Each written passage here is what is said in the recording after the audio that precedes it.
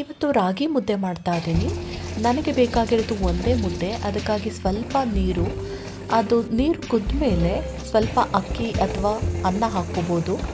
ಅನ್ನ ಬೆಂದ ಮೇಲೆ ನಾನು ವಿಡಿಯೋದಲ್ಲಿ ತೋರಿಸಿರೋ ಥರ ರಾಗಿ ಹಿಟ್ಟನ್ನು ಗುಂಪಾಗಿ ಹಾಕ್ಕೋಬೇಕು. ಹಿಟ್ಟು ಹಾಕಿ 5 ನಿಮಿಷ ಆದಮೇಲೆ ಅದನ್ನು ಒಂದು ಕೋಲಿಂದ ಈ ಥರ ಮಧ್ಯದಲ್ಲಿ ಸ್ವಲ್ಪ ಹೋಲ್ ಮಾಡಿಬಿಟ್ಟು ಬಿಡಬೇಕು ಅದು ಕುದಿಲಿಕ್ಕೆ.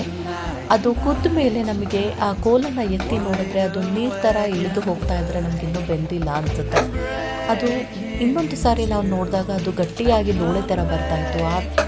ಆ ಥರ ಬಂದಾಗಲೇ ಅದು ಬೆಂದಿದೆ ಅಂತ ಗೊತ್ತಾಗೋದು. ಆ ಮುದ್ದೆ ಬೆಂದ ಮೇಲೆ ನಾವು ಆ ಕೋಲಿನ ಸಹಾಯದಿಂದ ನಾನು ವಿಡಿಯೋದಲ್ಲಿ ತೋರಿಸಿರೋ ಥರ ಚೆನ್ನಾಗಿ ನಾದ್ಕೋಬೇಕು. ಅದನ್ನು ಚೆನ್ನಾಗಿ ಮಿಕ್ಸ್ ಮಾಡಿ ನಾದಿ ಉಂಡೆ ಕಟ್ಟಿದರೆ ರಾಗಿ ಮುದ್ದೆ ರೆಡಿ ಆಗುತ್ತೆ. ಅದನ್ನು ನೀವು ಯಾವುದಾದ್ರೂ ಸಾರಿನ ಜೊತೆ, ನಾನು ಇವತ್ತು ಮಸ್ಗಾಯಿ ಮಾಡಿದ್ದೀನಿ, ಅದ್ರ ಜೊತೆ ಕಾಂಬಿನೇಷನ್ ತುಂಬ ಚೆನ್ನಾಗಿದೆ.